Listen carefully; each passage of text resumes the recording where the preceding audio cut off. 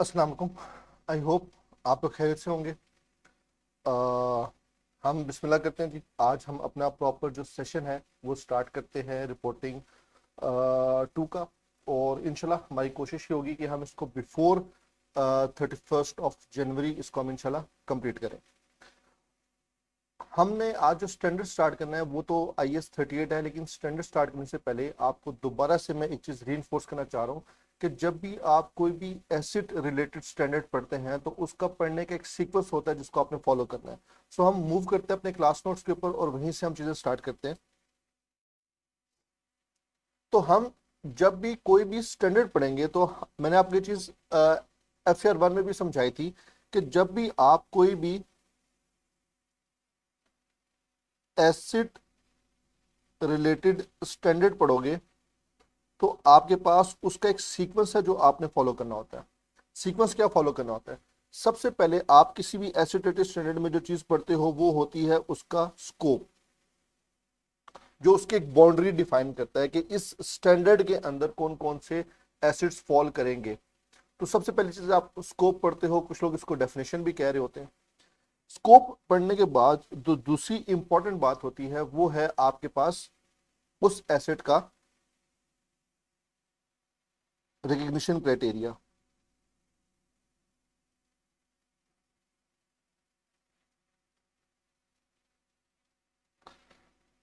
ये second number के ऊपर थ्योरेटिकल पॉइंट है कि हमने कब किस एसिड को अपनी बुक्स में अकाउंट फॉर करना है, रिकग्नाइज करना है। अच्छा, ये FR 2 लेवल के ऊपर जाके बात इंपॉर्टेंट हो जाती है। इंपॉर्टेंट इसलिए होती है क्योंकि FR 1 तक आपने इसके ऊपर ज्यादा फोकस नहीं किया होता। FR 2 के अंदर बहुत से टॉपिक्स ऐसे हैं जिन टॉपिक्स के ऊपर प्रॉपर रिकग्निशन के ऊपर आपके पास पेपर में क्वेश्चंस टेस्ट किए जाते हैं। आई कैप पेपर के अंदर आपके पास उन टॉपिक की रिकग्निशन क्राइटेरिया की बेसिस के ऊपर टेस्टिंग की जा रही होती है। तो इसलिए ये एक इंपॉर्टेंट पॉइंट है, रिकग्निशन क्राइटेरिया। डिफरेंट स्टैंडर्ड्स पढ़ेंगे हम लोग और उसके अंदर हम लोग ये जितने भी रिकग्निशन क्राइटेरियाज हैं उन सब के हम डिस्कस करेंगे। थर्ड, बड़ा इंपॉर्टेंट, यहां से आपकी कैलकुलेशन स्टार्ट हो जाती है। ये है आपके पास इनिशियल मेजरमेंट।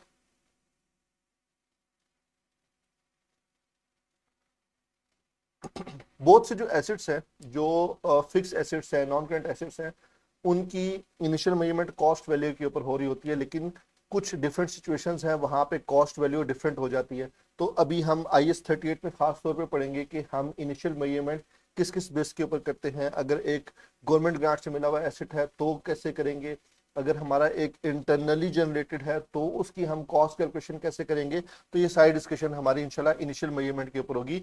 IS 38 में जो नई बात हम सीखेंगे other than the cost model and revaluation model, वो इनिशियल मेजरमेंट होगी और पेपर में इस इनिशियल मेजरमेंट से रिलेटेड आपके पास क्वेश्चंस आते हैं। तो वन बाय वन मैं चीजें यहाँ पे लिख रहा हूँ, साथ साथ फिर मैं आपको गाइड भी करता रहूंगा।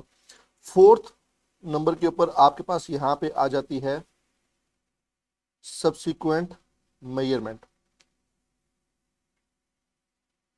अब ये जो सब्सिक्वेंट मेजरमेंट है ना, ये सेम एज IS 16 है IS 38 के पॉइंट ऑफ व्यू से।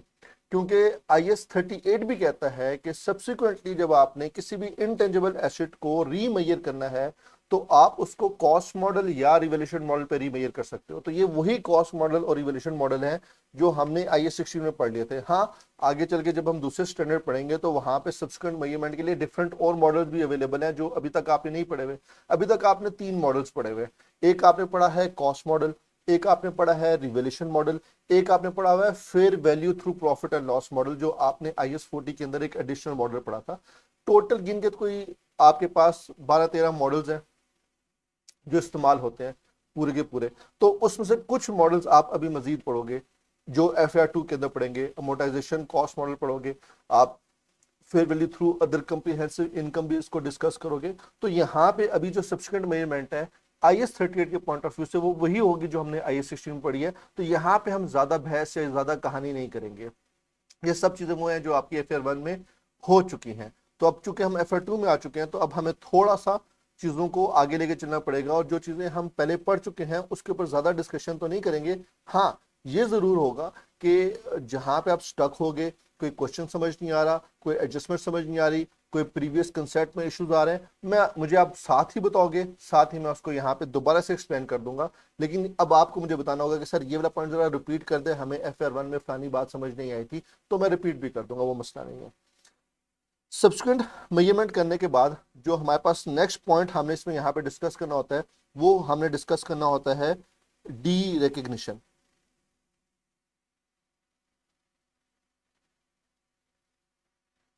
डिस्पोजल, एक एसिड को डी रिकग्नाइज करना, अपनी बुक्स में से उसको एलिमिनेट कर देना, अब वो हमारे पास अवेलेबल फॉर यूज नहीं है। उसके बाद लास्ट बट बड़ा ही इंपॉर्टेंट पोर्शन FR2 के पॉइंट ऑफ व्यू से, डिस्क्लोजर्स। हमेशा याद रखना कि आपका जो FR1 और FR2 का पेपर था, ये ओपन बुक पेपर हुआ करते थे। FR1 में ऑब्वियसली बात है वो डिस्क्लोजर्स के ऊपर इतना ज्यादा फोकस नहीं करता था, लेकिन FR2 के अंदर डिस्क्लोजर्स उसके लिए बड़े इंपॉर्टेंट है। पेपर के अंदर एक बड़ा सवाल आपका या कुछ दो सवालों में आपके डिस्क्लोजर्स अच्छे खासे पूछता है वो। कभी कभी एक पूरा फुल फ्लेज क्वेश्चन डिस्क्लोजर्स के ऊपर बना के दे देता है, कभी कभी आपको दो डिफरेंट टॉपिक्स के अंदर डिस्क्लोजर्स के बारे में कुछ ना कुछ इंफॉर्मेशन आपको लिखनी पड़ती है। तो इससे पहले जो 2 अटेम्प्ट्स पहले होता ये था कि हम स्टूडेंट को कहते थे यार ये फलानी किताब, ये जो आपकी स्टैंडर्ड की किताब है, इसमें फला फला पेज के ऊपर डिस्क्लोजर्स है, जब आएंगे खोल के ये इन्फॉर्मेशन इससे लिख लेना, याद करने की जरूरत नहीं होती थी। अब ओपन बुक पेपर नहीं है। अब अगर ओपन बुक पेपर नहीं है और पेपर के अंदर डिस्क्लोजर्स आते हैं, तो ये डिस्क्लोजर्स आपकी फिंगर टिप्स के ऊपर होने चाहिए और आपको हर एक स्टैंडर्ड के डिस्क्लोजर्स याद होने चाहिए। मैं इस नोट्स में भी बनाऊंगा, एंड के ऊपर मैं आपको एक सेपरेट डॉक्यूमेंट भी प्रोवाइड कर देता हूं जिसमें हर एक स्टैंडर्ड के अलग अलग डिस्क्लोजर्स दिए जाते हैं। तो ये इंपॉर्टेंट है। कुछ 2-3 टॉपिक हैं जैसे IS1 है, उसके डिस्क्लोजर्स इंपॉर्टेंट है, वो भी हम करेंगे जब हम IS1 का टॉपिक डिस्कस कर रहे होंगे। सो इन शॉर्ट, जब भी आप स्टैंडर्ड पढ़ते हो तो हर स्टैंडर्ड के पढ़ने का एक सीक्वेंस है जिसको आपने फॉलो करना है, और उस सीक्वेंस के तहत आपने सबसे पहले डिस्कस करना है उसका स्कोप, उसका रिकग्निशन क्राइटेरिया, उसकी इनिशियल मेजरमेंट के रूल्स, उसकी सब्सिक्वेंट मेजरमेंट, उसकी डी रिकग्निशन और उसके डिस्क्लोजर्स। ये हमारे पास सीक्वेंस हुआ करेगा किसी भी स्टैंडर्ड को पढ़ने का। IAS 38। सो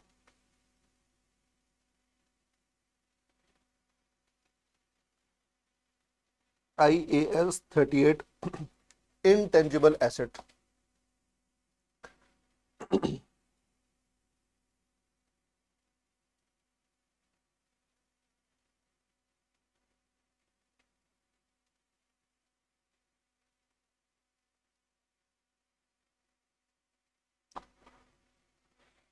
ये हमारा टॉपिक है जी, इंटेंजिबल एसेट्स का। और इस टॉपिक को मैं अक्सर कहता हूं कि ये हमारा कजन टॉपिक है IAS 16 का, क्योंकि इसमें बहुत सी बातें ऐसी हैं जो कॉपी पेस्ट हैं। वो टेंजिबल एसेट्स के ऊपर बात हो रहे थे, यहाँ पे इंटेंजिबल एसेट्स की बात हो रही थी।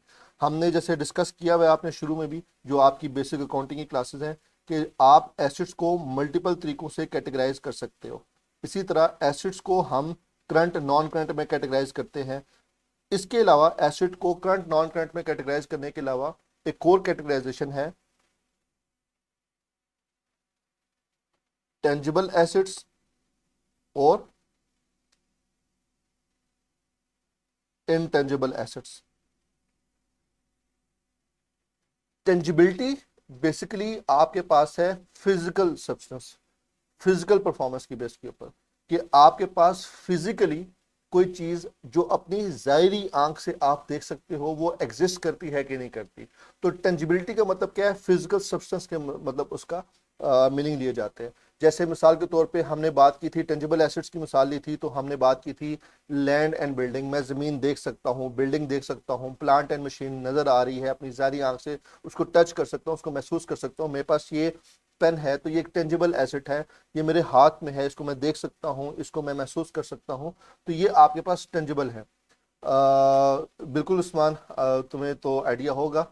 चेयर उस्मान टेंजिबल एसेट है या इनटेंजिबल?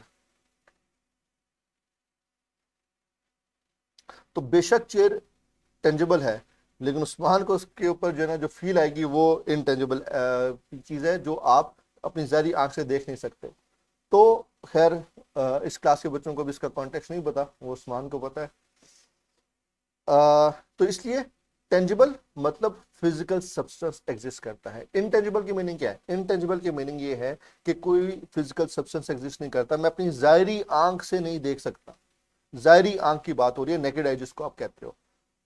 हमारे तो इस्लाम के अंदर वो और भी कंसेप्ट है कि हमारी एक रूहानी आंख भी होती है जिसमें आपकी रूहानियत वगैरह होती है, वो तो कहानी एक बड़ी डिफरेंट है। तो अरमान, अभी वो असल में आप पिछली कौन सी क्लास में नहीं थे ना, तो उसमें वो हो चुकी है उस्मान की, तो इसलिए भी आपको फील नहीं होगी, उस्मान को फील हो रही है। तो एसिड को जब आप कैटेगराइज करते हो तो आप उसको टेंजिबल और इनटेंजिबल के हिसाब से कैटेगराइज करते हो। हमने IS-16 पढ़ा था, प्रॉपर्टी प्लांट एंड इक्विपमेंट, वो एक टेंजिबल एसेट्स के ऊपर था। हमने IS-40 पढ़ा था, वो टेंजिबल एसेट्स के ऊपर था। इनटेंजिबल के ऊपर अभी हम डिस्कस करने जा रहे हैं और पहला एक स्टैंडर्ड पढ़ने जा रहे हैं, IAS-38। तो सबसे पहली चीज जो हम इस स्टैंडर्ड के अंदर पढ़ेंगे वो है स्कोप, कि कौन सी चीजें ऐसी हैं जो IS-38 के अंदर कवर होंगी या किन को हम इंटेंजिबल एसिड बोलते हैं। सबसे पहले यहाँ पे दो वर्ड है, एक है इंटेंजिबल और एक है एसिड। इसका मतलब यह हुआ कि आपके पास यहाँ पे किसी भी चीज की इंटेंजिबिलिटी होनी चाहिए और उसके साथ एसिड्स वाले फीचर भी होने चाहिए। अगर आप एसिड की बात करते हो तो हमने एसिड के बारे में डिस्कस क्या किया था? एसिड क्या होता है, कोई बताएगा मुझे? हमने क्या कहा था? एसिड इज अ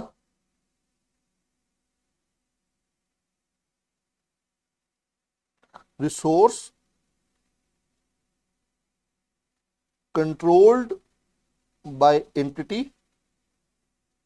कोई भी ऐसा रिसोर्स है जो एंटिटी के कंट्रोल में है, as a result of past events. Definitions आपकी फिंगर टिप्स के ऊपर होनी चाहिए, अब आप FAR 2 में आ चुके हो। और ऐसा रिसोर्स हमारे कंट्रोल में है जिससे हमें फ्यूचर इकोनॉमिक बेनिफिट की एक्सपेक्टेशन है, from which future economic benefits are expected to flow to the entity। ये डेफिनेशन है आपके पास ही, कि कोई भी ऐसा रिसोर्स जो हमारे कंट्रोल में है उसके इकोनॉमिक बेनिफिट के ऊपर हमारा कंट्रोल है और हमारी एक्सपेक्टेशन है कि मुझे उससे इन फ्यूचर बेनिफिट होगा, और ये as a result of some past event है। जैसे मिसाल देता हूँ, रिसीबल्स है, रिसीबल्स को आप एसेट कहते हो, रिसीबल्स के ऊपर मेरा कंट्रोल है, हमें इनसे इकोनॉमिक बेनिफिट होगा, हमें उनसे पैसे मिलेंगे। पास्ट इवेंट क्या था? हमने सेल्स की थी, उस सेल्स की बेस के ऊपर हमारे पास ये एक एसेट क्रिएट हुआ। तो intangible asset as a result of past event from which future economic benefit are expected to flow to the entity, ये तो वही बात है जो आपने ऑलरेडी डिस्कस की हुई है अपने पास, और इसके अंदर वो आपने सारी बातें कवर की हैं, current asset, non current asset, with in 12 month, more than 12 month, वो सारी बातें हमने कवर की है। हमने जो अभी यहाँ पे एडिशनल पॉइंट डिस्कस करना है वो है यहाँ पे इंटेंजिबिलिटी, कि इंटेंजिबिलिटी क्या होती है।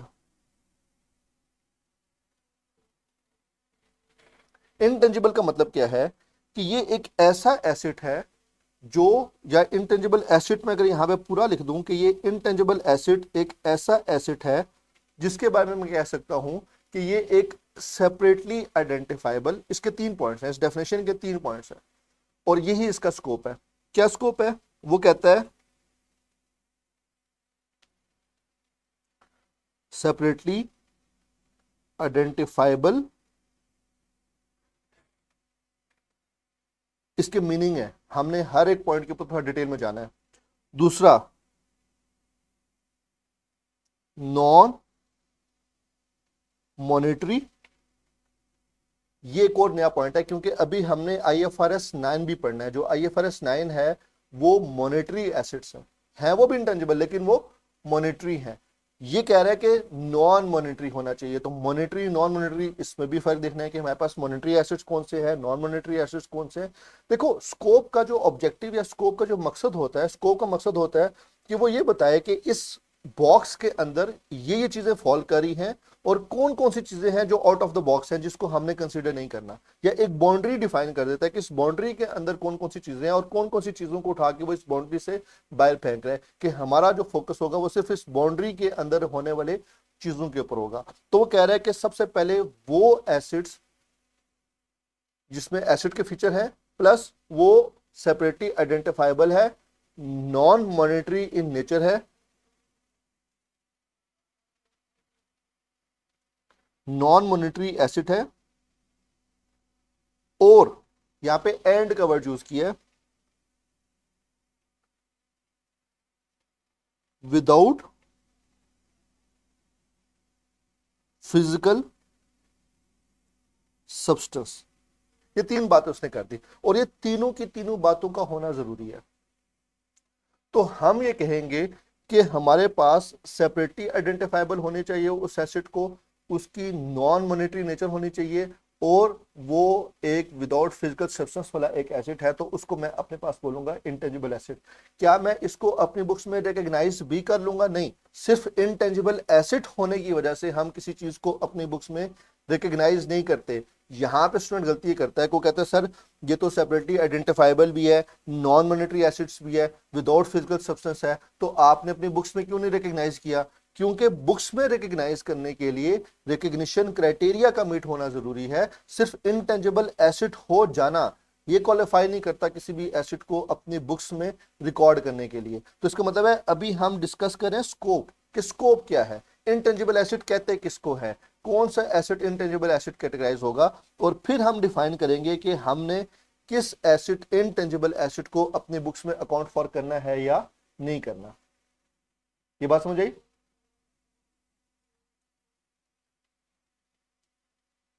मैं पहले क्या काम करता हूं, मैं पहले आपको रिकग्निशन क्राइटेरिया साथ ही समझा देता हूं, फिर हम बात करते हैं कि ये सेपरेटली आइडेंटिफाइबल क्या है, ये नॉन मॉनिटरी एसिड्स क्या होते हैं, ये विदाउट फिजिकल सब्सटेंस ये क्या होता है। तो फिर हम जरा इनके ऊपर थोड़ी सी डिटेल बात करते हैं। ये थोड़ी सी थ्योरी की बातें हैं, थोड़ी खुश खुश बातें हैं। आप कहोगे सर ये अभी से थ्योरी पढ़ाना शुरू कर दिया, क्योंकि मैं आपकी हल्की हल्की बेस डेवलप कर रहा हूँ, क्योंकि कुछ थ्योरेटिकल टॉपिक्स भी हैं आपके पास। IS 1037 है, वहाँ पे थ्योरेटिकल एक्सप्लेनेशन ज्यादा है। तो FAR 2 is all about your technical knowledge, not about your calculation skills. ठीक है, FAR 1 जब आप पढ़ते हो तो वहां पे हमारा एक ही ऑब्जेक्टिव होता है कि मैं एक वैल्यू कैलकुलेट करूं, मैं एक लेजर बना दूं, या मैं किसी की एक कैलकुलेशन बेस्ड मेरा ज्यादा फोकस होता है, नोट टू द अकाउंट्स बना लूं, जर्नल एंट्री रिकॉर्ड कर लूं। यहाँ पे ज्यादा जो मेरा फोकस होगा FAR 2 के अंदर, मेजर पोर्शन जो मेरा डिस्कशन का होगा वो रिकग्निशन क्राइटेरिया के ऊपर हुआ करेगी बात, वो उसकी बात चला करेगी, स्कोप के ऊपर बात चला करेगी। तो इसलिए थ्योरेटिकल चीजें यहाँ पे आपको थोड़ी सी देखनी पड़ेंगी, ये इंपॉर्टेंट है, और उसके लिए आपको किताब भी पढ़नी चाहिए, ICAP का जो स्टडी टेक्स्ट है। पहले बात करते हैं जी हम लोग रिकग्निशन क्राइटेरिया की।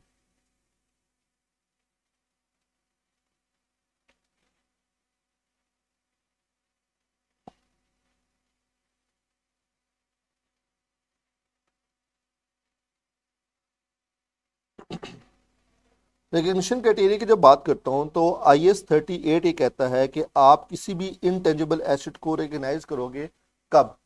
जब दो चीजें पूरी होती हैं। रिकग्निशन क्राइटेरिया के लिए कहता है कि पहली बात यह है कि आपके पास डेफिनेशन ऑफ इंटेंजिबल एसिड ये पूरी हो,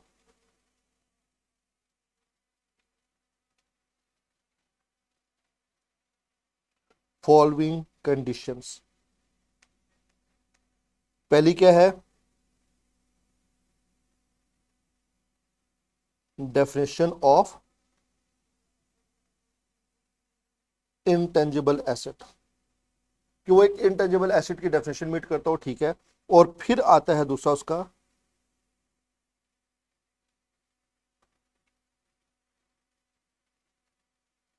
रिकग्निशन क्राइटेरिया।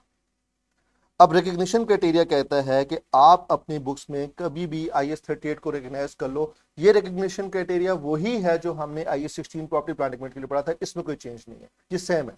तो इसको मैं यहां पे लिख भी देता हूं, same as IAS 16 property plant and equipment वाला, ये सेम वही रिकग्निशन क्राइटेरिया। याद है किसी को क्या रिकग्निशन क्राइटेरिया था IS 16 के अंदर? हमने क्या कहा था कि हम एसिड को कब रिकग्नाइज करेंगे अपनी बुक्स के अंदर? 2 पॉइंट क्राइटेरिया था।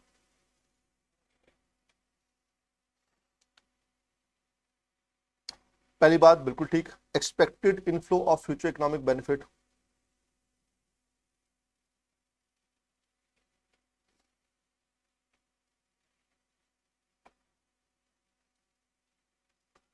फ्यूचर इकोनॉमिक बेनिफिट, और इसके साथ ही दूसरी कंडीशन क्या थी, कॉस्ट रिलायबली मेजरेबल। ये रूल्स हमने डिस्कस किए थे, ये सेम क्राइटेरिया, अभी कॉस्ट भी कैलकुलेट करेंगे और इसके ऊपर भी कहानी हमने डिस्कस की हुई है।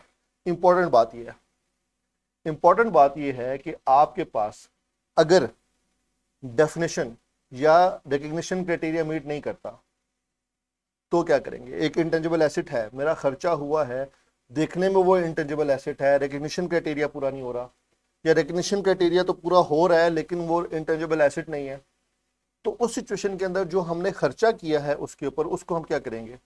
तो वो कहता है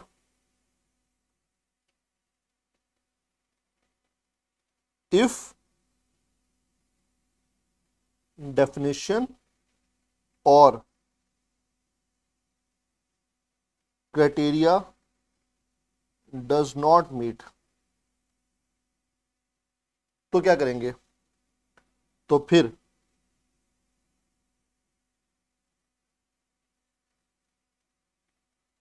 एनी एक्सपेंडिचर इनकर्ड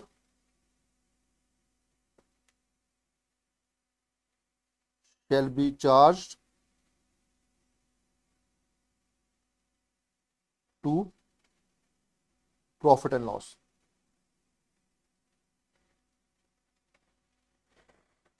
ये मैं आपको पूरे नोट्स भी बना के दे रहा हूँ सीक्वेंस के अंदर, ताकि आप एट द एंड पे, अक्सर बच्चे कहते हैं सर वो हमारे पास समरी हो जाए, ये नोट्स एक दफा ही खोल के देखोगे आपको पूरा का पूरा IS-38 सीक्वेंस में रिवाइज होगा, इसी के अंदर आपके पास हर एक तो सब टॉपिक के भी क्वेश्चन सॉल्व हुए होंगे, तो आपको एंड पे जाके बड़ी आसानी होगी, आपको किसी जगह पे जाके नोट्स नहीं ढूंढने पड़ेंगे।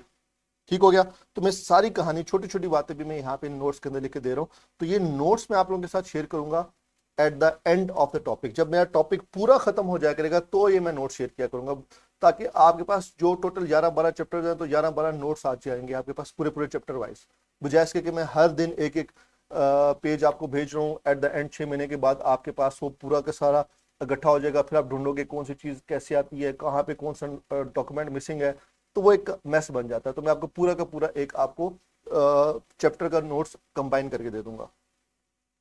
तो ये आपके पास ये रिकग्निशन क्राइटेरिया, ये ऑलमोस्ट सेम रिकग्निशन क्राइटेरिया। तो अब हम जरा बात करते हैं कि जो हमने बात स्टार्ट की थी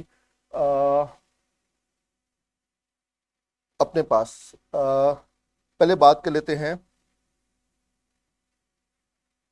कंट्रोल।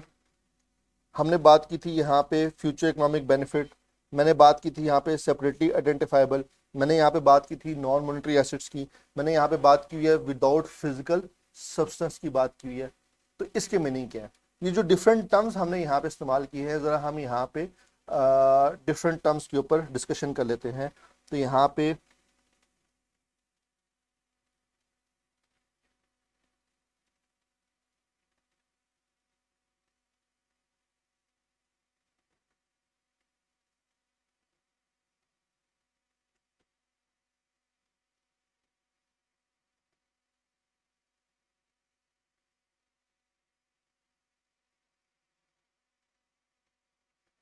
तो हमने डिफरेंट टर्म्स यूज की हैं डेफिनेशन और रिकग्निशन क्राइटेरिया के अंदर, जिसके अंदर सबसे जो पहली टर्म है हमारे पास वो है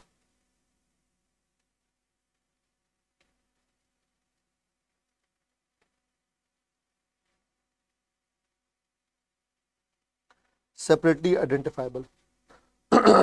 इसके मीनिंग क्या है, आप किस चीज को बोलते हो कि ये सेपरेटली आइडेंटिफाइबल है, ये बड़ा इंपॉर्टेंट पॉइंट है और ये समझने की हद तक है। न्यूमेरिकली जब हम इस टॉपिक को सॉल्व करेंगे ना, IS-38 को जब आप न्यूमेरिकली सॉल्व करोगे तो वो बहुत आसान सा हलवा टॉपिक है, समझाते हुए मुझे टाइम बहुत लगता है। आइए, अब जो आपका पूरा का पूरा FR2 है, इसको जब आप प्रैक्टिकली सॉल्व करोगे तो आपको आसान लगेगा, अगर आपको समझ ठीक आया हुआ है। समझ आ गया तो फिर आपको मसला नहीं होगा। सबसे बड़ी इंपॉर्टेंट पहली टर्म है सेपरेटली आइडेंटिफाइबल। मीनिंग क्या है जी सेपरेटली आइडेंटिफाइबल के, इसका मतलब क्या है, कोई बताएगा।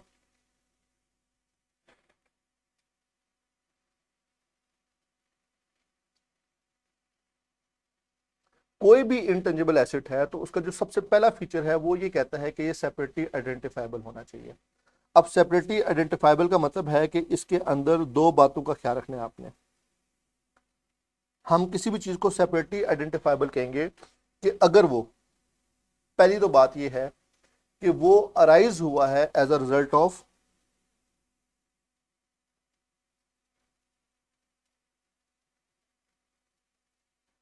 कोई भी कॉन्ट्रेक्चुअल या लीगल राइट से।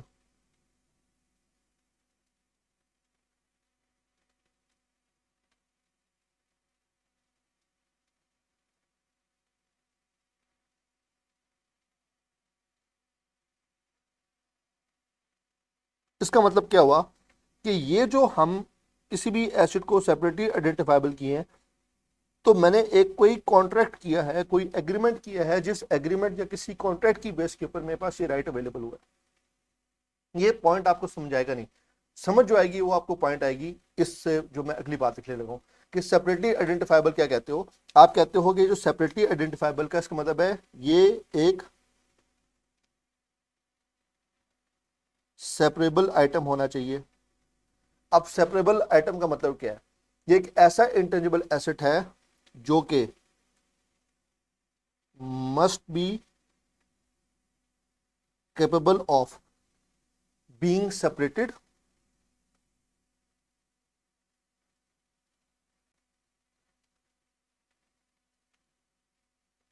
या फिर सोल्ड और ट्रांसफर्ड सेपरेटली, सोल्ड ट्रांसफर्ड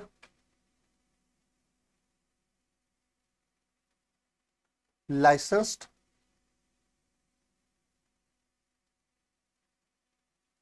या रेंटेड और एक्सचेंज्ड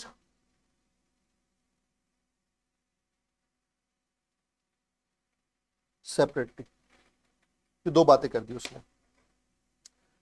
पहली बात कहता है कि वो as a result of contractual right मिलना चाहिए और ये सेपरेबल होना चाहिए। सेपरेबल का मतलब क्या है कि इसको मैं अलग कर सकता हूं किसी से।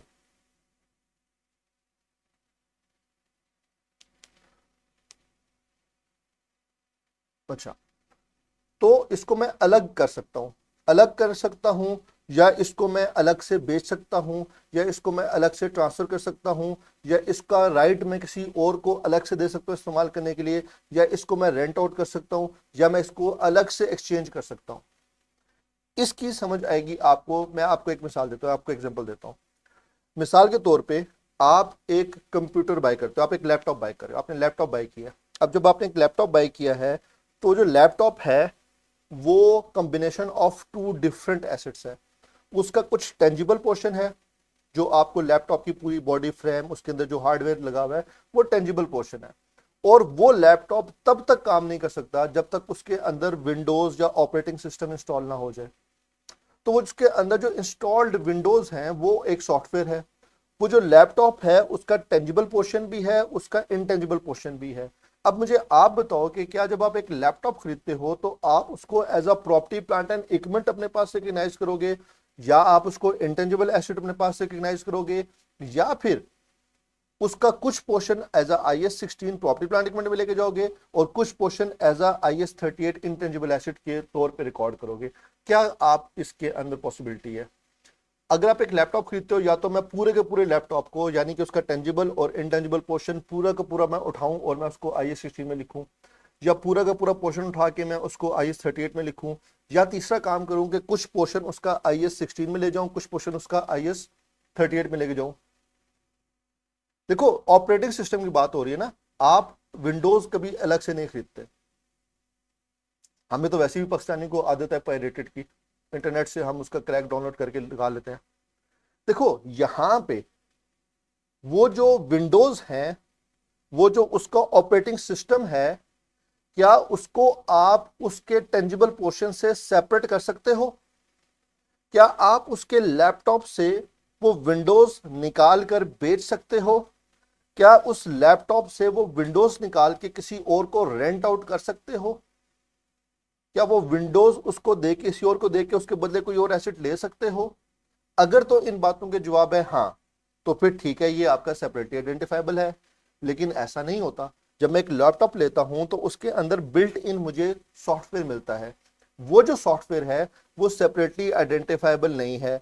वो जो सॉफ्टवेयर है वो सेपरेटली सोल्ड नहीं हो सकता।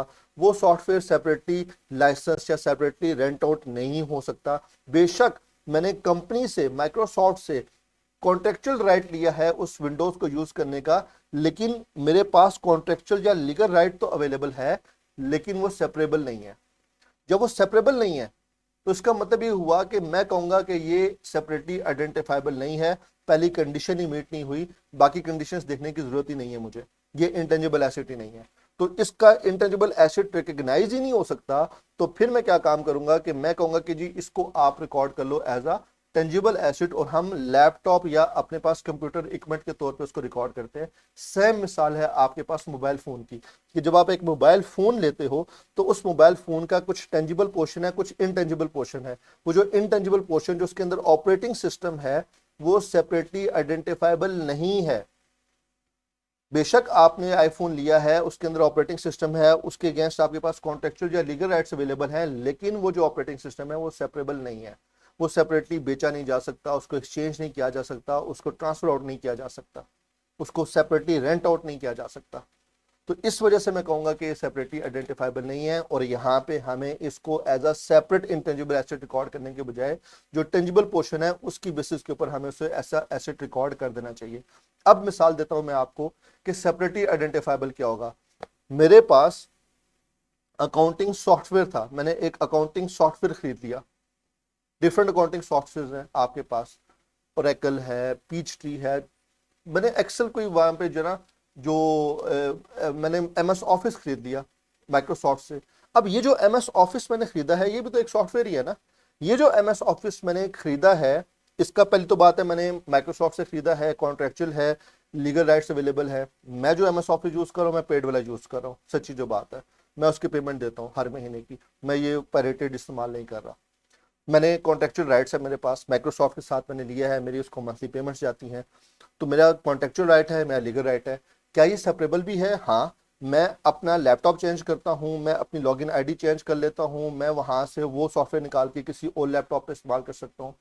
मैं उसी सॉफ्टवेयर को निकाल के किसी और को दे भी सकता हूँ, उसको मैं अपनी लॉगिन आईडी दूंगा, वो वहां पे जाएगा, वहां पे लॉगिन करेगा और उसके सिस्टम के ऊपर वो यूज कर सकता है। मैं उसको रेंट आउट भी कर सकता हूँ, मैं उसको सेपरेटली लाइसेंस भी कर सकता हूँ।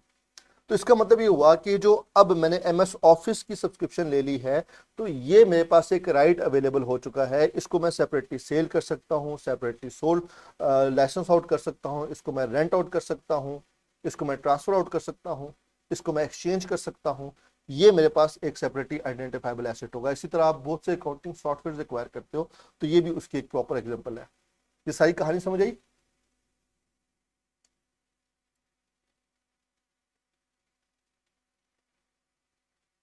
समझ आया सेपरेटली आइडेंटिफाइबल क्या होगा?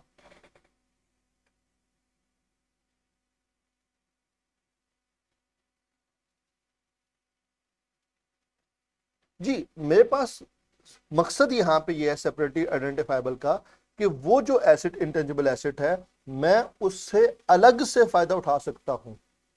मुझे उसके लिए कंडीशन नहीं है, मैं उसको अलग से सेपरेटली बेनिफिट उठा सकता हूं। वो अब बेनिफिट मैं उसको बेच के बेनिफिट उठाऊं, मैं उसको रेंट पे दे के बेनिफिट उठाऊं, मैं उसको किसी को ट्रांसफर आउट करके बेनिफिट उठाऊं, फायदा मैं उससे सिर्फ उससे अकेले फायदा उठा सकता हूं।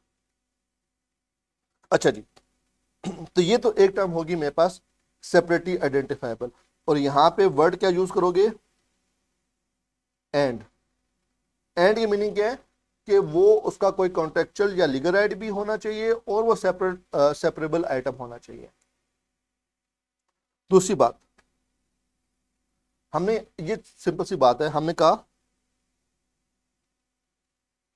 Without physical substance.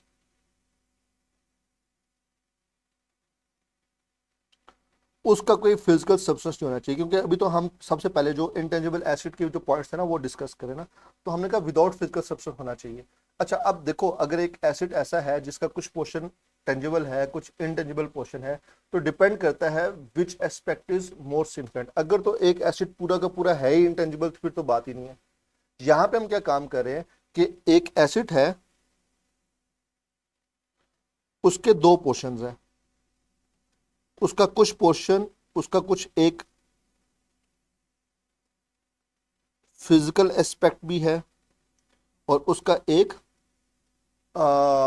Non physical aspect कह सकते हैं।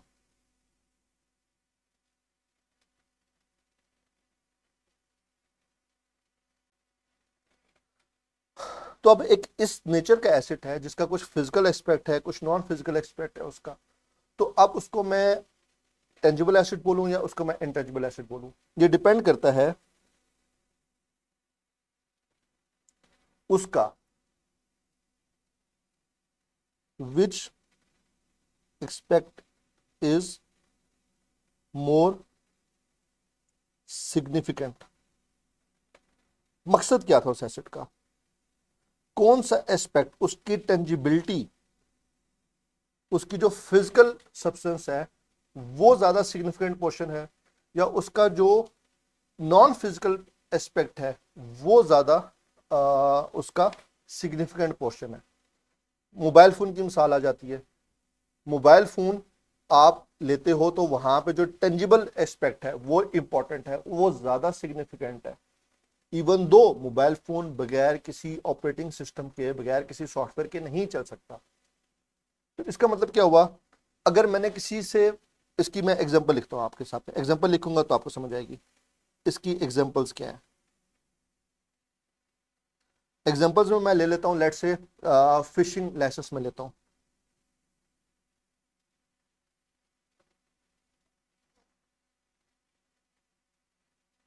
अब मैंने फिशिंग लाइसेंस लिया है। अब ये जो फिशिंग लाइसेंस है, मेरे पास एक राइट मिल गया है, मेरे पास एक अथॉरिटी मिल गई है, मुझे एक हक मिल गया है कि मैं जहां पे जाके फिशिंग कर सकता हूँ। इसी तरह माइनिंग राइट्स भी हैं आपके पास, आप माइनिंग कर सकते हो। जो फिशिंग राइट मिले हैं, ये मेरे पास एक नॉन फिजिकल एस्पेक्ट है। लेकिन क्या फिशिंग मैं बगैर फिशिंग रॉड के कर सकता हूं? मेरे पास फिशिंग रॉड का होना और फिशिंग लाइसेंस होना, इसमें से सिग्निफिकेंट पोर्शन क्या है? सिग्निफिकेंट पोर्शन है फिशिंग लाइसेंस होना। अगर मेरे पास फिशिंग लाइसेंस है तो वो मेन पार्ट है, वो असल कहानी है। ऑब्वियसली बात है, फिशिंग करने के लिए मुझे एक रॉड भी चाहिए होगा, फिशिंग रॉड चाहिए होगा, लेकिन वो फिशिंग रॉड तब तक मेरे किसी काम का नहीं है जब तक मेरे पास फिशिंग लाइसेंस नहीं होगा। तो यहां पे जो आपके पास मोर सिग्निफिकेंट पोर्शन है वो कौन सा है? वो आपके पास फिशिंग लाइसेंस का है, इनटेंजिबल पोर्शन है यहां पे।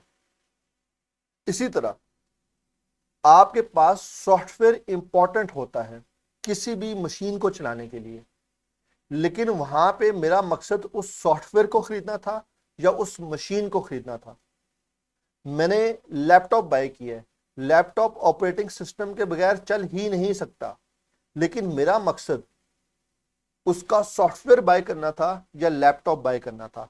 अब इसमें से कौन सा जो एस्पेक्ट है वो इंपॉर्टेंट है, वो सिग्निफिकेंट है? मेरा मकसद लैपटॉप बाय करना था, तो इसका मतलब है इसका टेंजिबल पोर्शन जो इसका एस्पेक्ट है वो इंपॉर्टेंट है, मोर सिग्निफिकेंट है, मैं इसको as a tangible asset recognise करूंगा।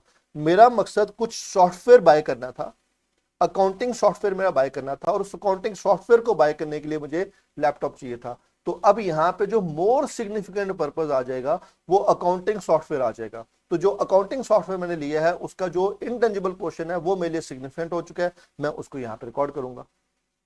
तो इसलिए यहां पे मैं कह सकता हूं कि आपके पास software is important for machine. कोई भी आपके पास मशीन है, मकसद यहां पे मशीन खरीदना था, तो मशीन का जो फिजिकल एस्पेक्ट है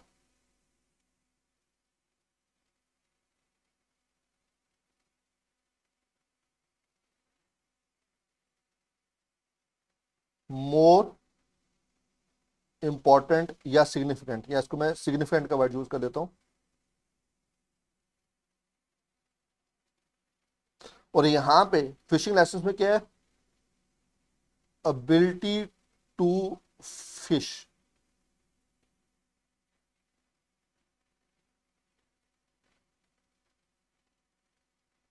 तो फिशिंग लाइसेंस के अंदर जो इंटेंजिबल पोर्शन है वो इंपॉर्टेंट है। मशीन खरीदनी थी, उसके लिए सॉफ्टवेयर भी जरूरी है। मकसद मशीन खरीदना था, वहां पे जो आपका फिजिकल एस्पेक्ट है वो ज्यादा इंपॉर्टेंट है। तो ये डिपेंड करता है, ये सिचुएशन टू सिचुएशन आपके पास चीजें डिपेंड कर रही होती हैं। नेक्स्ट क्लास के अंदर इंशाल्लाह हम लोग मॉनेटरी नॉन मॉनेटरी कंट्रोल इसके ऊपर बात करेंगे, थोड़ी सी कुछ एग्जांपल्स देखेंगे टेंजिबल एसेट्स की, और फिर हमारे पास थोड़ा सा कैलकुलेशन बेस्ड हमारा काम स्टार्ट हो जाएगा, इनिशियल मेजरमेंट। इस पूरे के पूरे चैप्टर के अंदर जो सबसे इंपॉर्टेंट पोर्शन है पेपर पॉइंट ऑफ व्यू के हिसाब से, वो आपके पास इनिशियल मेजरमेंट है, कि आप किसी इंटेंजिबल एसेट को किस किस तरीके से एक्वायर कर सकते हो अपने पास। ये था जी आज का हमारा लेक्चर। एनीवन, अगर किसी का कोई भी क्वेश्चन है तो आप लोग पूछ सकते हो, कोई भी क्वेश्चन, कोई भी इशू